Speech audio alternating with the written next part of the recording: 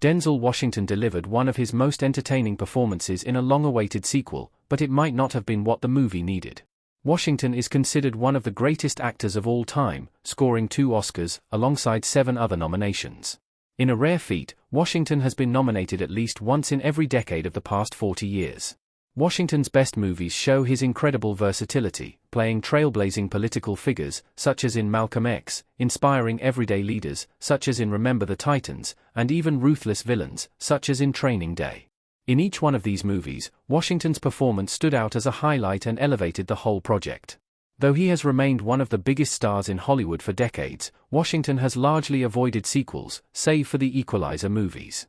However, one of his most recent roles saw him step into another franchise and deliver a performance that wowed critics but presented problems for the overall movie. Denzel Washington steals the show in Gladiator 2. Washington's performance as Macronus is the highlight of the sequel.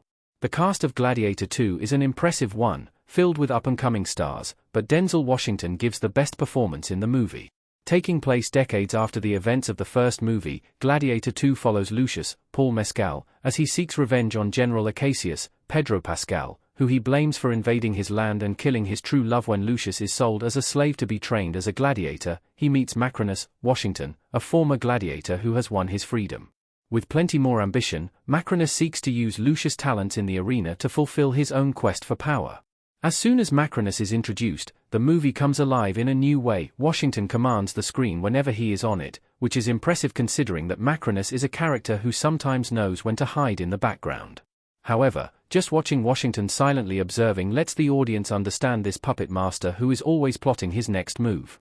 Washington chews the scenery in the best way possible, infusing his portrayal with unique choices that continue to draw the audience in. Macronus is a character whose true intentions and motivations remain mysterious for most of the movie, but it is never less than gripping watching him move the chess pieces as he likes. Gladiator 2's other characters are overshadowed by Washington's Macronus. Lucius and Acacius can't compete with the more compelling character. Denzel Washington helps to make Macronus such a fascinating character that the audience cannot help but cheer for him even as he emerges as the true villain of the story.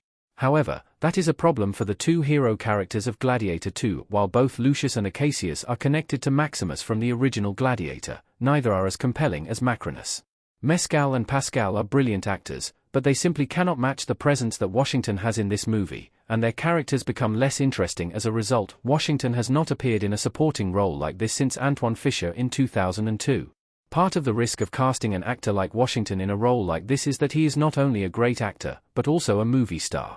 The audience is used to watching him throughout the whole movie, and this performance encourages that. Mescal's Lucius especially suffers from this dynamic, and he shares the most scenes opposite Washington. Mescal simply doesn't have the star power to match Washington as an on-screen rival. Lucius is also hindered by the movie putting him too much in the shadow of Maximus, unable to really stand out on his own.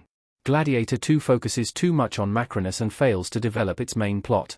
Gladiator 2 forgets whose story it is telling. It is not just the audience that is mesmerized by Washington's performance in Gladiator 2. The movie itself seems to forget that Macronus is not the main character, putting more and more focus on him at the expense of the rest of the story. It is not hard to see the intended story at the center of Gladiator 2, as it follows 2 men who were heavily influenced by Maximus and are eventually pitted against each other in the gladiator arena, each fighting to uphold the late general's principles. That is an interesting story, but it feels like it was gradually edited away in favor of spending more time on Macronus and his maneuvers for power. The second half of the movie is so focused on Macronus that it is somewhat jarring when the movie returns to Lucius, almost as a reminder that he is actually the main character. A Gladiator sequel could have worked with Macronus as the lead. Macronus was an interesting enough character to lead his own story. Gladiator 2 made the mistake of treating its supporting character like the lead, thus damaging the main storyline of the movie. However, it is a shame that they did not learn the potential of Macronus earlier in the making of this movie, as the character was certainly strong enough and layered enough to have led a different Gladiator sequel.